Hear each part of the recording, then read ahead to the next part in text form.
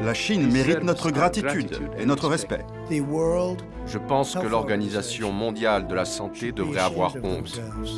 Ils sont devenus les porte-paroles de la Chine. Je ferai l'éloge de la Chine encore et encore. Faire l'éloge de la Chine pour sa transparence, n'importe quoi.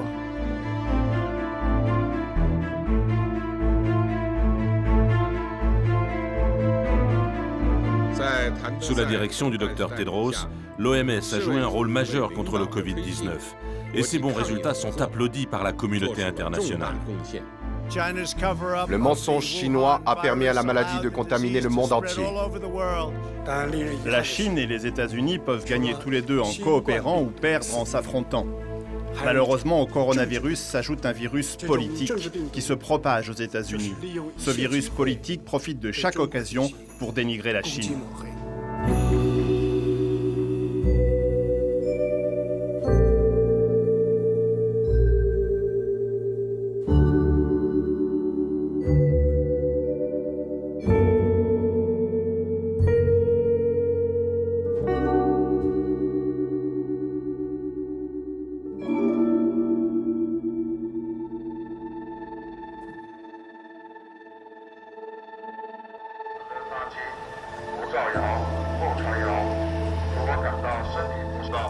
Le 23 janvier 2020, la Chine reconnaît qu'une épidémie nouvelle frappe la ville de Wuhan, au centre du pays.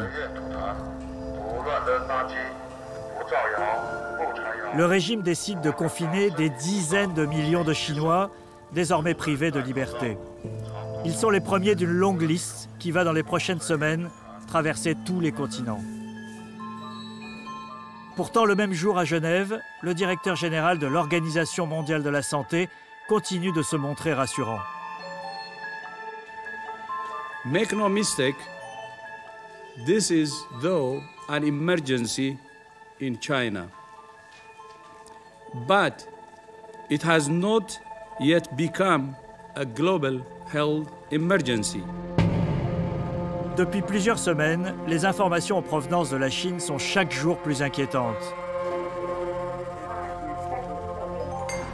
Les premiers cas se seraient déclarés fin 2019 à Wuhan, dans la proximité d'un marché où les animaux sauvages sont vendus vivants. Un coronavirus nouveau aurait pu ici se transmettre de l'animal vers l'homme et commencer à faire ses premières victimes.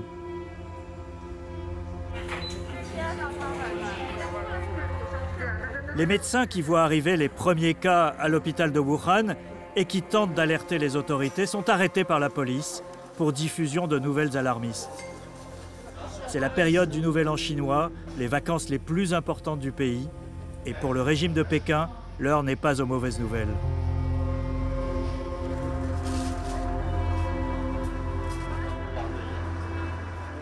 Le réflexe, la réaction de base d'un régime autoritaire, c'est d'étouffer, c'est de nier, c'est d'éviter aussi le risque d'une panique, en Chine même, c'était de ne pas gêner les autres activités, le déroulement du Nouvel An, qui est la grande fête nationale avec des centaines de millions de personnes qui se déplacent, je dirais le rituel chinois du Nouvel An, qui est un rituel politique aussi.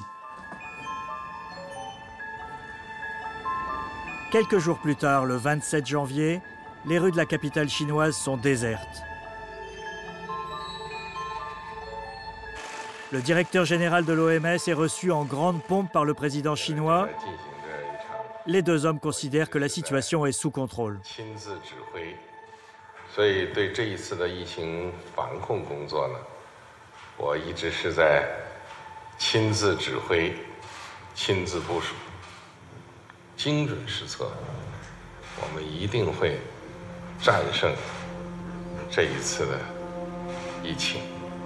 This is very, very important, and really we're proud that. And the other important element is the political commitment and your personal leadership, which we have been following.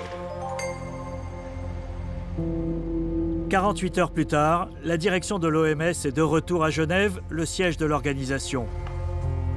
Le virus a déjà été confirmé dans une quinzaine de pays. En Asie et en Europe, on commence à s'inquiéter et à critiquer l'attitude du directeur de l'organisation qui ne veut toujours pas déclarer une urgence internationale. The speed with which China detected the outbreak, isolated the virus, sequenced the genome, and shared it with WHO and the world are very impressive and beyond words.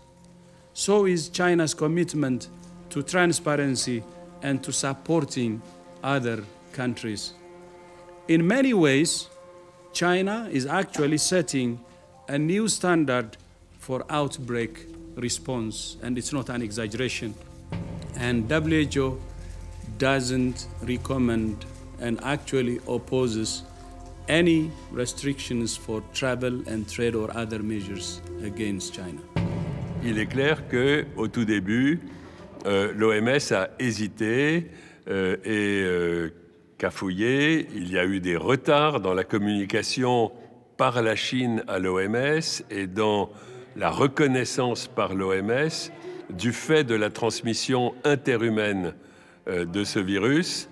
Et cela a certainement été dommageable parce que la perte de temps d'une semaine ou de 10 jours était déjà une perte de temps considérable.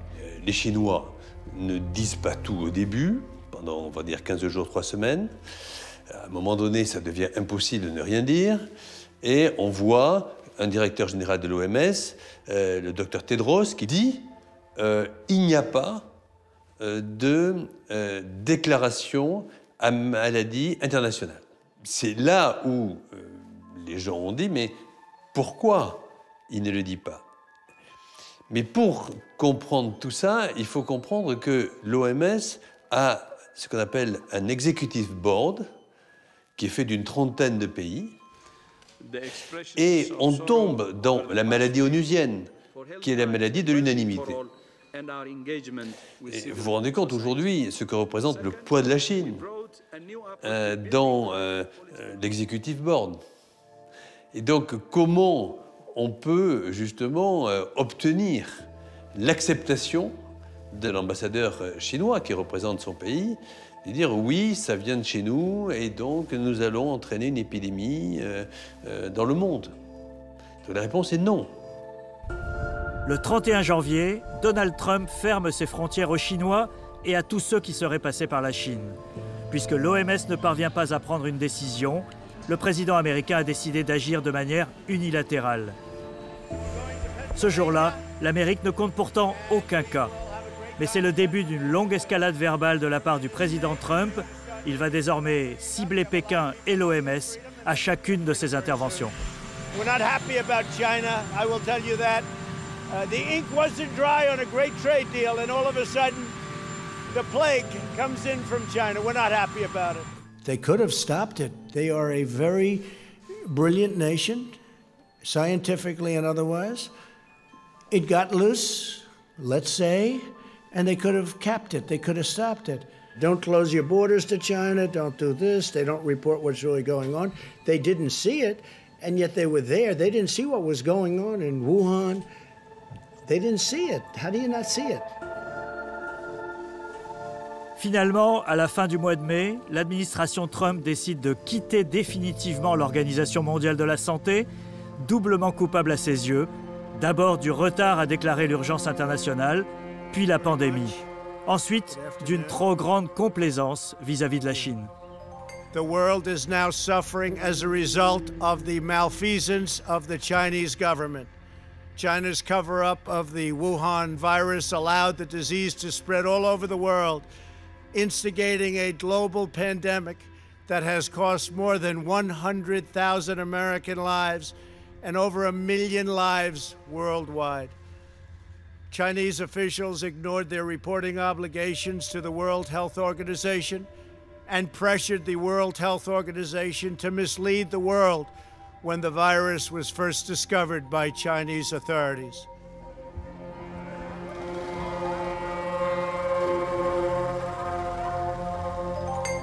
但美方仍在无端指责中国和世卫组织，企图借此转移美公众视线，掩盖自己抗疫不力的真相。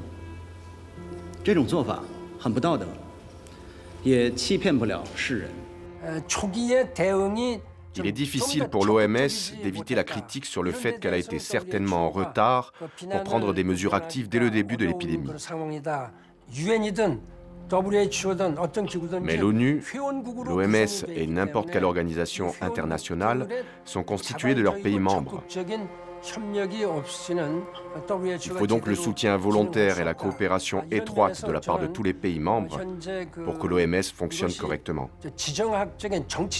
Je trouve donc très regrettable que ça devienne une lutte politique.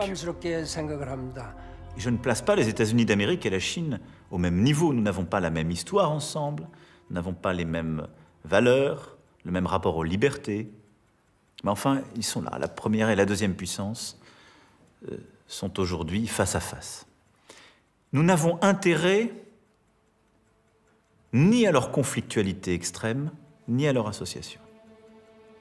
Et donc la voie européenne est celle qui consiste à défendre nos valeurs, la force de notre modèle, et à comprendre que précisément les enceintes multilatérales sont celles qui nous protègent le plus, je dirais même davantage, qui nous permettent de porter ces valeurs à l'international.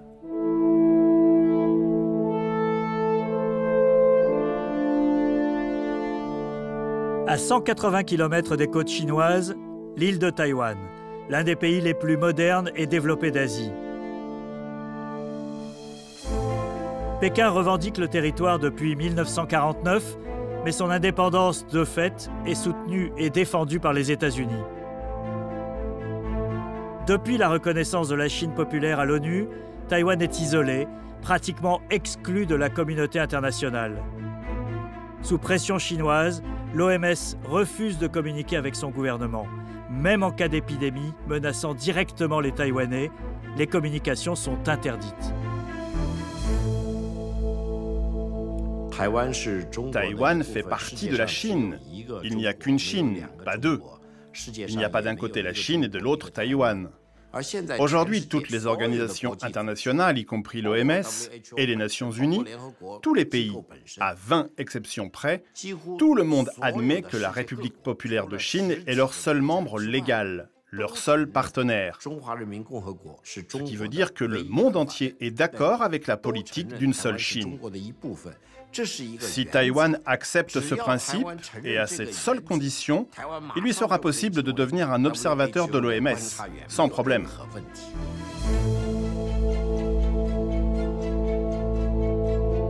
Paradoxalement, cette exclusion de l'OMS a permis à Taïwan d'être peut-être le pays qui a le mieux traversé cette épidémie. Les Taïwanais ont été obligés de développer leur propre système d'alerte, leurs propres procédures, seuls au monde. Dès le mois de décembre 2019, alors que l'OMS ignorait tout de la situation chinoise, le gouvernement de Taïwan commençait déjà à protéger sa population. Il y a 17 ans, le SARS a beaucoup marqué et traumatisé les Taïwanais, physiquement, mentalement et économiquement. Donc depuis cet incident, nous essayons de prendre un maximum de précautions possibles pour le problème de l'épidémie. En fait, dès mi-décembre, nous avions déjà reçu quelques informations sur des cas de décès d'une maladie inconnue à Wuhan. Depuis ce moment-là, nous avons pris des mesures pour nous protéger d'une épidémie potentielle. Malgré sa proximité et ses échanges avec la Chine, Taïwan, parmi les premiers pays touchés, compte moins de 10 morts depuis le début de l'épidémie. Un bilan incroyable pour un territoire exclu de la coopération par l'Organisation mondiale de la santé.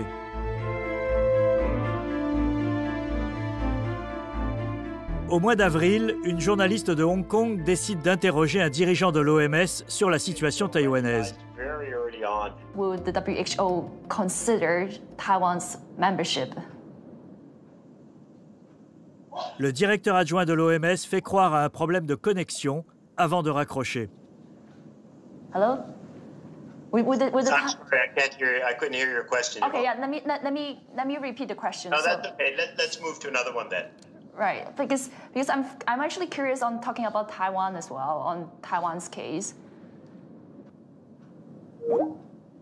Lorsque la journaliste parvient à le rappeler, il refuse purement et simplement de citer le nom de Taïwan. And I just want to see if you can comment a bit on how Taiwan has done so far in terms of containing the virus. Well, we've already talked about China, and you know, when you look across all the different areas of China, they've actually all done quite a good job. So with that, I'd like to thank you very much for inviting us to participate. Taïwan est un pays libre et démocratique. On peut élire notre président. Nous avons un système politique complètement différent de la Chine. En devenant un membre de l'OMS, on espère pouvoir avoir accès aux informations essentielles. On pourrait aussi partager notre expérience sur l'épidémie avec le monde entier.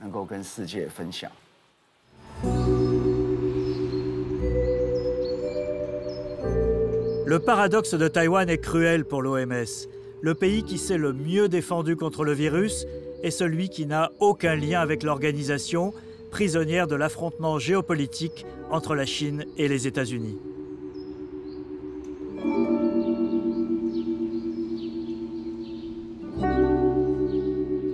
Lors de la création de l'OMS, les fondateurs pensaient pourtant l'avoir mise à l'abri des conflits du monde. C'était le 24 juillet 1948, après la Seconde Guerre mondiale et la création de l'ONU, 55 nations se réunissaient pour donner naissance à l'Organisation mondiale de la santé à Genève. The suffering of millions of human beings in scores of countries will be alleviated, and many, many thousands of lives will be saved. Le choix de la Suisse n'est pas un hasard, un pays neutre où l'on doit justement laisser les questions politiques de côté. C'est ce que les pères fondateurs ont souhaité en 1948 quand ils ont fixé le siège de l'OMS à Genève. C'était quelque part pour l'éloigner de la New York, siège des Nations Unies politique. La Société des Nations, avant-guerre, avait elle aussi tenté de promouvoir la coopération internationale en matière de santé, notamment après la grippe espagnole entre 1918 et 1920, mais sans atteindre l'ambition de la nouvelle OMS. Quand l'OMS a été créée dans la période immédiate après-guerre, il régnait un climat d'idéalisme et d'aspiration. Ils étaient nombreux de pays différents à croire vraiment en un ordre international, que les Nations Unies et ses différentes agences allaient faire un monde sûr et pacifique, et que nous ne verrions plus jamais une dévastation comme celle de la Seconde Guerre mondiale. C'était l'aspiration. Mais la guerre froide entre les États-Unis et l'URSS affecte déjà toutes les relations internationales. En 1949, Staline retire l'Union soviétique et le bloc communiste de l'OMS. Presque tous les pays du monde, à l'exception de l'URSS et de ses satellites, se sont groupés afin d'assurer une plus active participation à la grande tâche de veiller sur la santé publique. Au-delà de la rivalité entre les deux géants, deux conceptions de la santé s'affrontent. Une liée au capitalisme et une qui souhaite que la santé soit nationalisée. Après la mort de Staline, Nikita Khrouchtchev engage la coexistence pacifique avec l'Amérique. En 1955, il décide du retour de l'Union soviétique. Ça a créé une parenthèse, une oasis dans l'histoire du monde, qui a permis à l'OMS de prendre sa place et de saisir l'opportunité d'une de ses plus grandes réussites, peut-être la plus grande, c'est-à-dire la campagne pour éradiquer la variole de la surface du globe. Alors que les deux blocs se menacent à Berlin ou à Cuba, ils travaillent main dans la main à l'intérieur de l'OMS. Ma première activité internationale a été de travailler à l'éradication de la variole pendant 2 ans. Pendant ce programme, j'ai travaillé en Inde côte à côte avec des gens du RSS et de beaucoup de pays différents. Et nous avons tous travaillé techniquement pour accomplir ce but commun, alors que la guerre froide continuait par ailleurs d'enflammer la sphère politique internationale. Les techniciens, eux, ont travaillé main dans la main et ont éradiqué un fléau qui, pour la seule année 1967, avait causé 2 700 000 morts. À la fin des années 70, l'Organisation mondiale de la santé annonce l'éradication de la variole. As I am concerned, I believe surely that it is the last case in the world. Dans les années 70, l'OMS a ainsi vaincu l'un des virus les plus meurtriers et généralisé l'usage des antibiotiques. l'organisation est passée de 55 à 150 États membres. Et sous l'impulsion de ces nouveaux pays du Sud qui la rejoignent, elle décide d'être encore plus ambitieuse. Réunie en 1978 à Alma-Ata, au Kazakhstan, l'une des républiques soviétiques, l'OMS affirme qu'elle n'est plus simplement une agence de coopération sur les maladies, mais qu'elle devient le garant de la santé pour tous, partout et sur tous les plans. C'était une importante conférence internationale et la déclaration de Alma-Ata a stipulé que les déterminants sociaux de la santé devaient être pris en compte. La politique sanitaire devait ainsi être formulée au croisement de tous les secteurs d'un pays et son économie notamment devait être régulée pour que la santé puisse toujours primer. L'objectif c'était l'égalité universelle, la santé pour tous pour l'an 2000. C'était le rêve glorieux et un peu naïf de la déclaration d'Alma-Ata. Mais ce qui devait être le point de départ d'une nouvelle ambition tourna vite au fiasco. Et Alma-Ata marqua le début de la reprise en main de l'organisation par les intérêts particuliers des États membres. C'était très menaçant pour les nations les plus puissantes. Parce que ces pays ne veulent pas d'un ordre économique juste et égalitaire. Ça va à l'encontre de leurs intérêts. Et donc, le projet a été abandonné très rapidement. Beaucoup de pays du Nord devenaient très conservateurs, comme le Royaume-Uni notamment quand Margaret Thatcher est devenue Premier ministre, ou les États-Unis quand Ronald Reagan devint président. Alors ils n'aimaient pas que ces pays, leurs anciennes colonies du Sud, étaient en train de devenir numériquement dominants dans l'Assemblée mondiale de la santé. Cette fracture politique entre pays riches et pays en développement existe toujours. Elle marque aujourd'hui la frontière entre les alliés américains et les alliés chinois à l'OMS.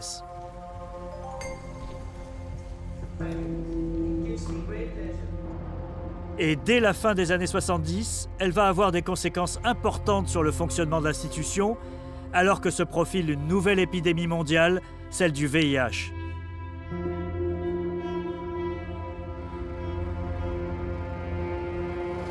Au moment où on a décrit quelques centaines ou quelques dizaines de cas à Los Angeles, à San Francisco, puis à New York en 1979, il y avait déjà des centaines de milliers, possiblement des millions de personnes infectées en Afrique. La crise du sida n'était pas la même partout. Certains pays avaient des taux d'infection bien plus élevés, notamment le sud de l'Afrique, où c'était encore pire que dans la partie nord du continent.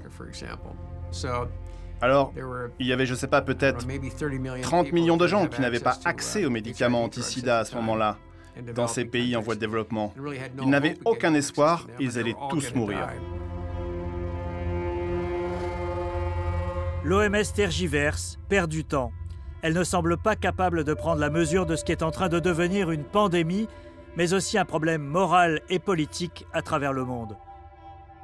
Il y avait à la fois un climat qui n'était pas un climat d'attention générale au sujet infectieux, il y avait une personnalité indécise à la tête de l'organisation, il y avait déjà des États membres qui ne soutenaient pas particulièrement l'organisation, et puis il y avait beaucoup d'incertitudes sur la maladie.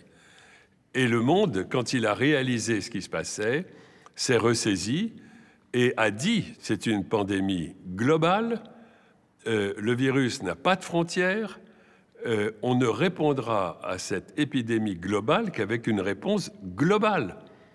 Et c'est ainsi qu'on a créé un programme spécial des Nations Unies, qui est un secrétariat, l'ONU-SIDA, qui regroupe 11 agences des Nations Unies, parmi les plus importantes. Les Nations Unies prennent donc directement en main le dossier SIDA. C'est une première pour la communauté internationale. Je comprends pourquoi ONU-SIDA a été créé à ce moment-là pour répondre à cette maladie. Mais cela a généré beaucoup de problèmes de mettre sur pied une organisation de l'ONU dédiée à une seule maladie. Les effets collatéraux ont affecté les systèmes de santé dans beaucoup de pays, ce qui a conduit à négliger d'autres problèmes de santé importants. Donc, quand ONU-SIDA a été établi, il a certes réglé certains problèmes, mais il a aussi créé de nouveaux problèmes. Et j'aimerais d'ailleurs à ce propos dire que cette pandémie n'est pas terminée. Le sida continue, avec tous les progrès qu'on a fait, de faire 700 à 800 000 morts par an dans le monde. À la fin des années 90, l'OMS a ainsi perdu le monopole de la gestion des crises sanitaires. Pour l'essentiel, c'est à cause de sa gouvernance trop faible. Mais face à des défis de plus en plus nombreux, l'organisation souffre de sa petite taille. En 2020, son budget approche 5 milliards d'euros. Un chiffre impressionnant, mais ce n'est finalement que le budget d'un seul grand centre hospitalier français.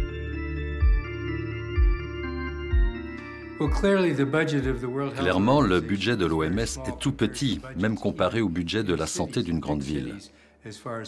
L'OMS n'a donc pas les moyens de faire ce qu'elle devrait faire. Et à chaque fois qu'il y a une urgence, l'organisation doit lancer des appels aux dons pour pouvoir répondre à cette urgence.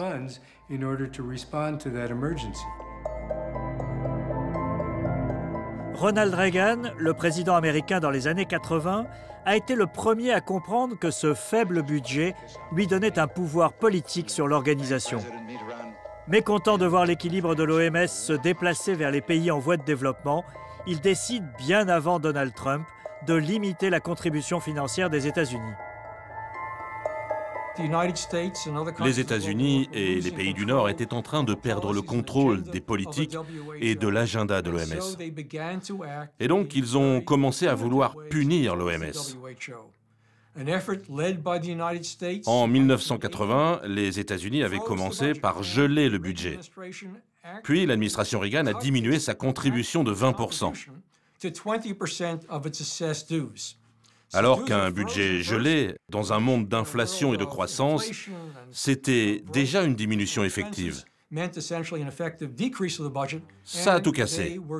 La capacité sanitaire de l'OMS, son système médical, ses moyens de surveillance, tout ça a été décimé. Pour augmenter ses ressources, l'OMS se met alors à diversifier ses sources de revenus. Les contributions obligatoires des États membres ne représentent que 20% de son budget. Le reste, ce sont des contributions volontaires, des dons. Majoritairement des États membres, comme les 2 milliards que la Chine vient de promettre, mais aussi d'institutions privées, et cela n'est pas sans conséquence sur le fonctionnement de l'OMS. Un exemple de comment la philanthropie privée peut, à mes yeux, tordre l'agenda de l'OMS, c'est l'éradication de la polio. Attention, je suis évidemment pour l'éradication de la polio, mais seulement si c'est fait d'une manière qui ne met pas en péril d'autres programmes éventuellement plus importants. En ce moment, des montants très importants du budget de l'OMS sont dirigés vers l'éradication de la polio, qui n'est pas l'un des plus grands problèmes sanitaires du monde. Et c'est un projet un peu vaniteux de la Fondation Gates.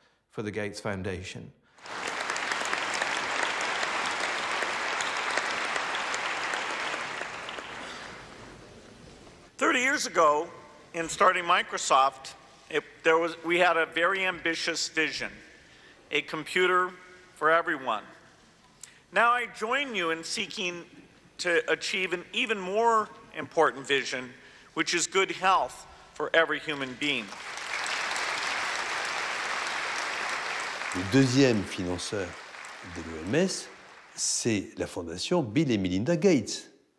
Ce qui veut dire que si le jour où M. Gates dit « Moi, je veux bien donner autant d'argent, mais je préférerais qu'on le dirige vers le vaccin contre la poliomyélite ». Donc voilà, donc aujourd'hui, le directeur général de l'OMS, on lui donne de l'argent, des pays lui donnent de l'argent, à condition qu'il fasse tel ou tel programme. Ça, c'est pas possible.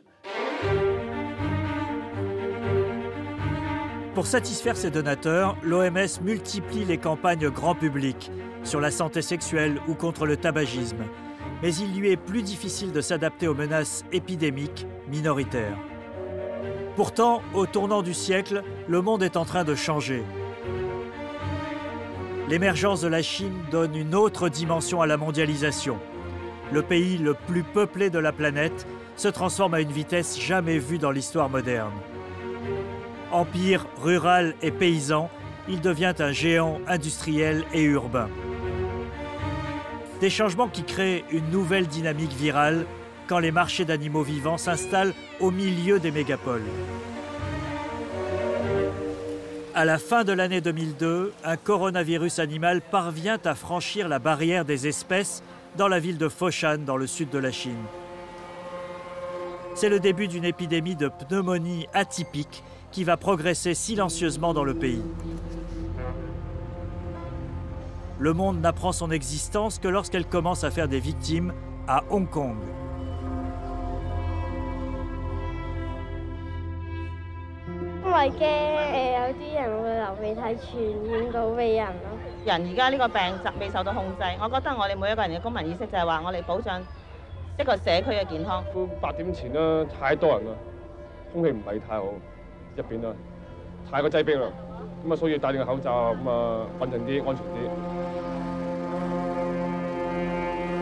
Alors que le monde commence à être affecté par ce qu'on appelle désormais le SRAS, la Chine continue de nier son existence. Ils ont dit ce n'est rien de sérieux. C'était une infection, nous le savions déjà. Ils ont dit qu'ils l'avaient stoppé, qu'il n'y avait plus de contagion. Alors l'OMS a choisi de se renseigner durant une semaine, pendant que le virus apparaissait à travers le monde. Et la directrice générale a pris la décision courageuse de dénoncer la Chine en disant qu'elle mettait le reste du monde en danger en n'étant pas transparente sur ce qui se passait chez elle. Gro Harlem Brundtland, la directrice générale de l'OMS, a choisi David Heymann, son chef épidémiologiste, pour sonner la charge.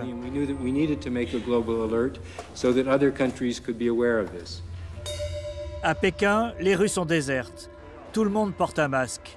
Mais le régime ne s'attendait pas à être mis en cause.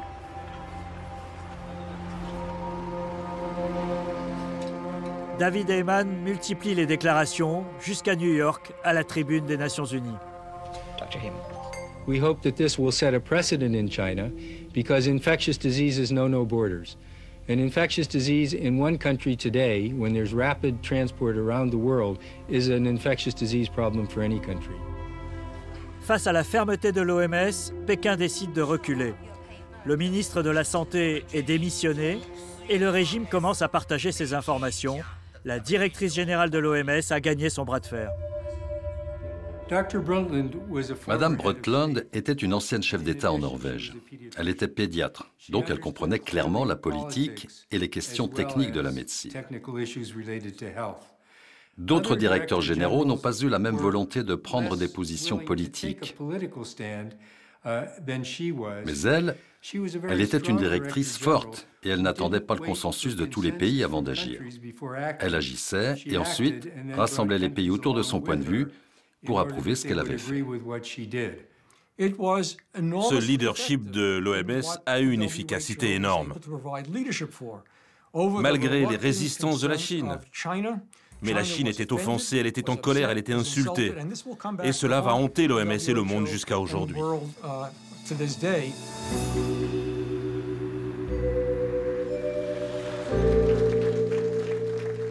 Trois années plus tard, alors que le coronavirus du SRAS a totalement disparu, l'OMS se donne une nouvelle directrice générale. Margaret Chan, l'ancienne responsable de la santé de Hong Kong, révélée au monde par la crise sanitaire, prend la tête de l'organisation. I would like to thank my country for nominating me to this post. And also I would like to thank the Hong Kong and Macau Special Administrative Region governments, alongside with the central government, provided me with a lot of support during the 3 months of a campaign trail. Avec Margaret Chan, Pékin affiche ses ambitions. L'OMS est un objectif prioritaire de sa stratégie internationale.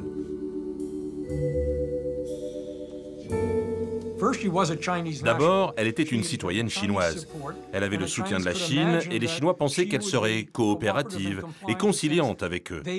Ils étaient très mécontents de la manière dont Brundtland les avait traités. Et d'un certain point de vue, leur choix était le bon. La nouvelle directrice générale a pourtant à sa disposition un nouvel instrument extrêmement puissant pour asseoir son indépendance. En 2005, les États membres de l'OMS ont voté ce qu'ils appellent le Règlement sanitaire international. Il donne l'autorisation à l'OMS d'alerter sur les phénomènes sanitaires, les événements sanitaires graves qui peuvent se produire, et il lui donne même l'autorisation de dénoncer publiquement les manquements des États, c'est-à-dire le retard ou la dénégation de le retard de la réaction ou la dénégation de ces phénomènes. Mais de l'autre côté, l'OMS fait partie du système des Nations Unies, dans lequel la règle fondamentale est la non-ingérence. Et donc, d'un côté, on prescrit à l'OMS de s'ingérer dans les affaires politiques des États, car toute épidémie est un phénomène politique, et de l'autre, on lui dit pas question de vous ingérer dans les affaires politiques des États. Regardez ce qui se passe à l'OMC. À l'OMC, lorsqu'un pays est hors cadre, il est immédiatement recadré par le directeur général de l'OMC et par les collègues. Et s'il continue à ne pas être dans les clous, il peut sortir de l'OMC. Mais sortir de l'OMC, c'est dramatique pour un pays. Eh bien, ce que les hommes ont accepté pour l'économie, pour le capitalisme, pour le commerce, ils n'ont pas été capables de le faire pour la santé humaine. Et c'est dramatique. Constamment, depuis 40 ans, l'OMS, comme d'autres institutions qui servent l'intérêt public, a été affaiblie. Ce n'est pas une erreur involontaire, c'est voulu. On ne veut pas d'une OMS puissante. On veut une OMS qui serve une santé mondiale qui est considérée comme un marché de milliers de milliards de dollars.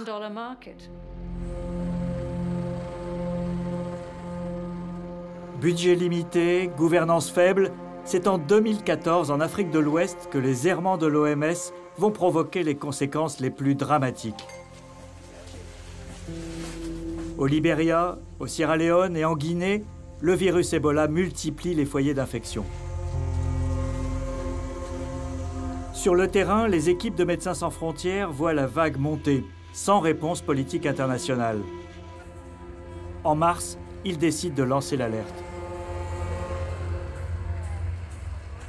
On est confronté à une épidémie d'un type qu'on n'a jamais vu, une ampleur qu'on n'a jamais vue, par la répartition du nombre de cas sur le territoire. Quelques jours plus tard, à Genève, l'OMS estime que cela ne constitue pas une menace internationale. WHO does not recommend any travel and trade restrictions. They don't make public health sense. L'OMS a mis des mois à réagir alors que le virus était en train de flamber, que la mort Ebola, c'était 60% de mortalité. Et l'OMS semblait regarder ailleurs, en dépit des appels que certaines ONG, dont Médecins sans frontières, avaient lancés, alors que l'épidémie se diffusait dans des endroits très peuplés, avec des conséquences fatales en grand nombre. L'OMS n'a pas réagi.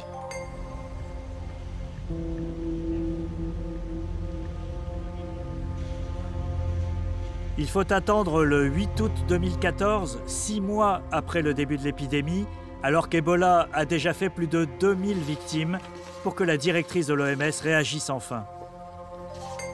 This morning, I am declaring the current outbreak of Ebola virus disease a public health emergency of international concern.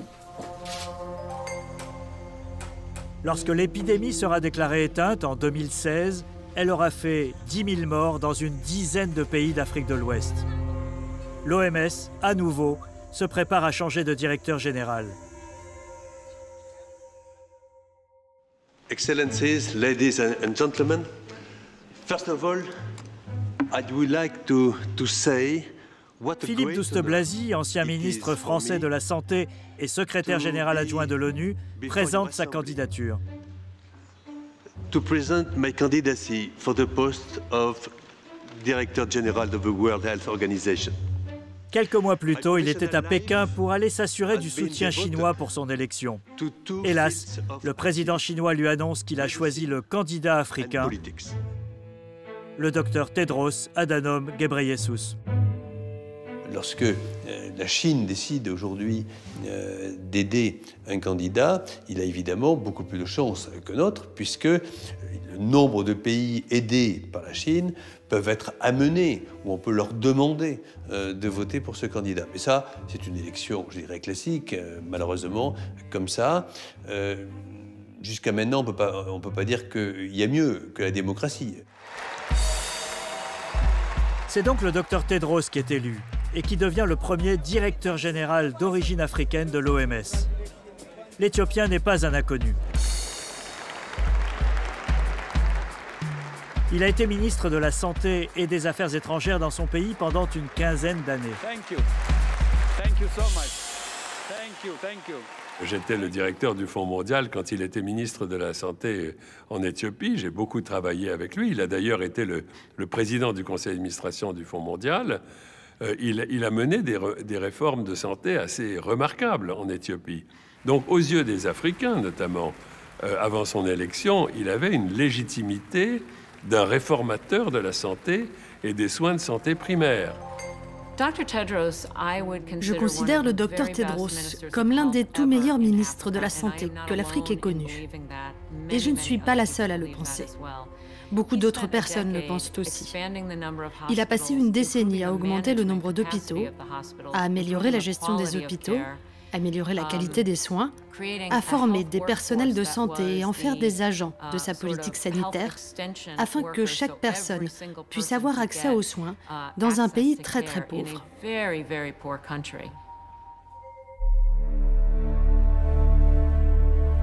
Mais il existe une autre facette du nouveau directeur de l'OMS. Pendant 15 ans, il a été ministre du régime autoritaire éthiopien, responsable de la mort de centaines d'opposants politiques. Lorsqu'il était ministre de la Santé, il a plusieurs fois refusé de reconnaître des épidémies dans le pays pour ne pas effrayer les investisseurs. Les équipes MSF rapportaient plusieurs cas de choléra, donc une épidémie, tandis que le ministre de la Santé à l'époque disait que non.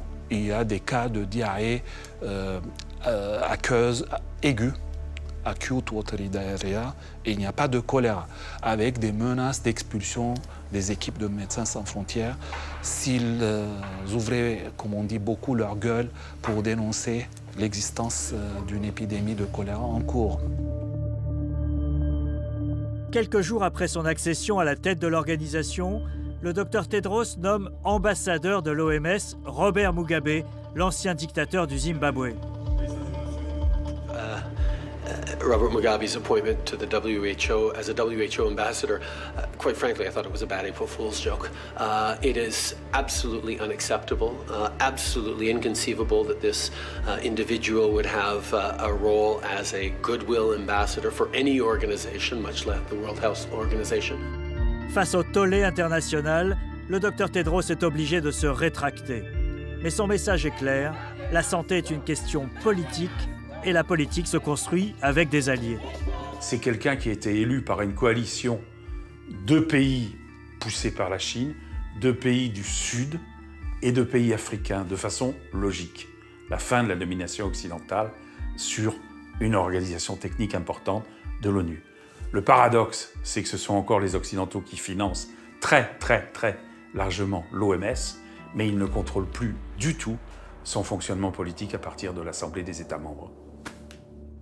L'Organisation mondiale de la santé, elle est prise dans la tension qui n'a pas commencé avec le Covid-19 et qu'on voit depuis plusieurs années poindre, mais dans la tension entre la Chine et les États-Unis d'Amérique. Et il ne faut pas que le multilatéralisme soit la victime de cette tension.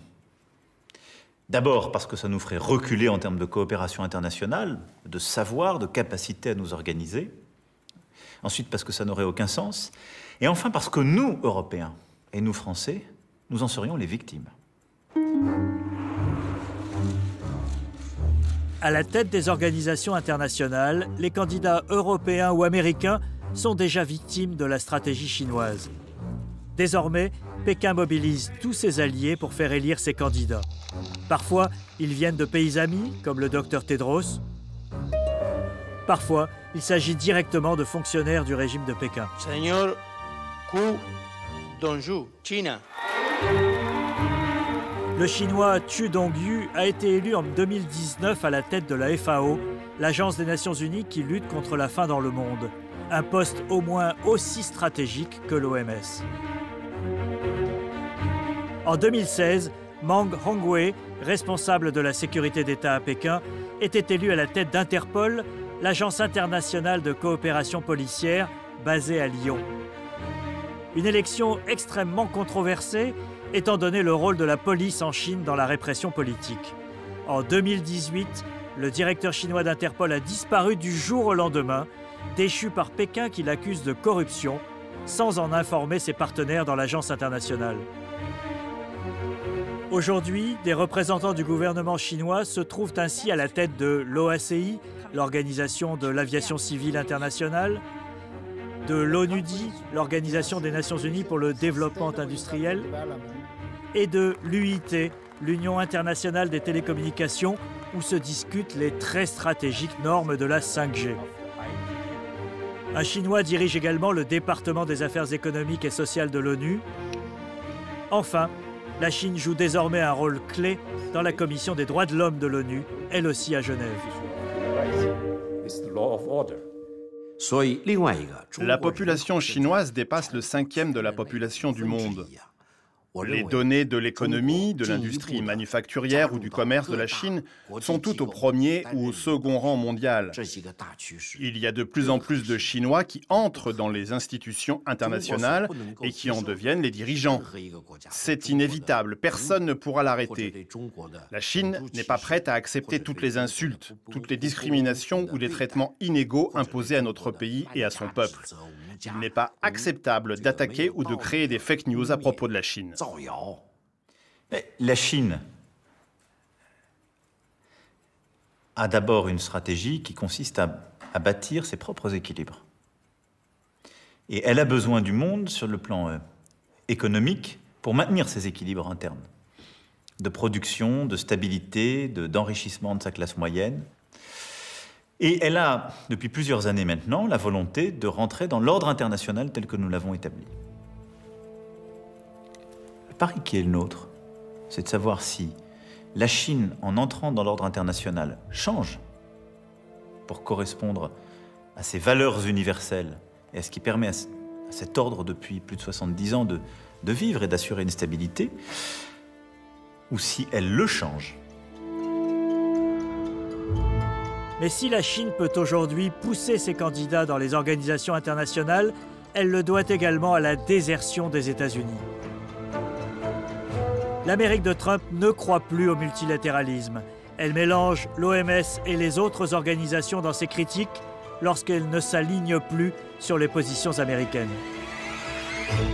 They consider China a developing nation, and because China's a developing nation, they take massive advantage of the United States. Why didn't other presidents stop this? I've been talking about it from the day I got in, and we're looking at that very, very strongly. World trade, so I have a problem with world health and world trade, both of them. I'm not sure which is worse, you want to know the truth, but we'll figure it out, okay? Aujourd'hui, les États-Unis, qui jouent pourtant le premier rôle au sein de l'ONU, se sont retirés de nombreuses organisations internationales et très importantes. Par exemple, ils se sont retirés du Conseil des droits de l'homme de l'ONU, de l'UNESCO, l'accord de Vienne sur le nucléaire iranien, ou encore les accords de Paris. Vous avez d'un côté une Chine qui agit à l'intérieur des Nations Unies, non pas tant pour créer un programme ou une action nouvelle, mais pour se légitimer, pour se protéger de façon défensive, pour en gros empêcher tout ce qui pourrait nuire à ses intérêts, et en particulier ses intérêts directs.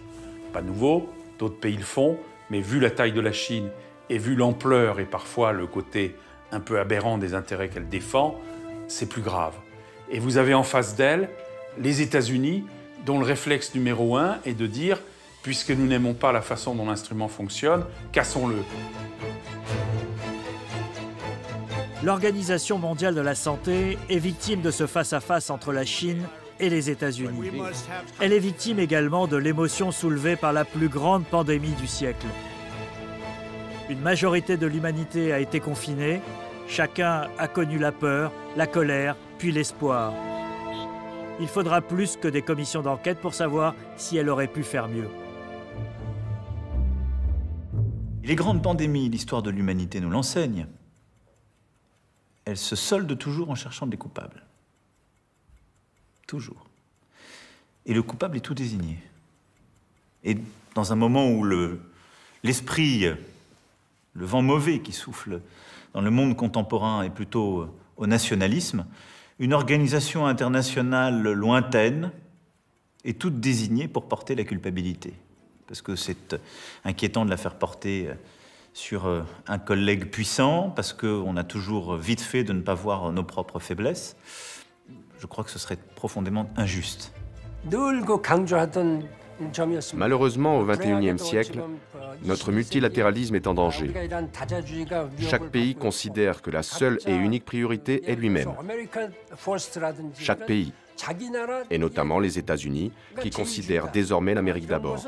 Et c'est dangereux de penser ainsi. Alors comment réformer l'institution pour qu'elle retrouve son efficacité dans la lutte contre les épidémies, pour qu'elle parvienne à dépasser la rivalité entre la Chine et les USA? Je ne pense pas qu'il faille créer une autre structure pour répondre aux événements sanitaires d'urgence, car elle tomberait dans les mêmes travers que les autres. Je ne pense pas qu'il faut affaiblir l'OMS, comme l'a fait Trump, en la privant d'une partie de son budget, ou bien encore en créant des structures concurrentes qui forcément vont entrer en frottement avec l'OMS et n'assureront certainement pas de meilleurs services. Donc, à mon sens, il faut obtenir des États l'engagement de respecter les règles qu'ils ont eux-mêmes fixées. On peut espérer que nos dirigeants aient retenu la leçon. Mais vous savez, parfois ils n'apprennent rien. C'est cela le malheur. Alors espérons que les leaders du monde aient clairement compris l'importance d'être bien préparés pour la prochaine pandémie quand elle surviendra. La crise du coronavirus aura assurément servi de signal d'alarme.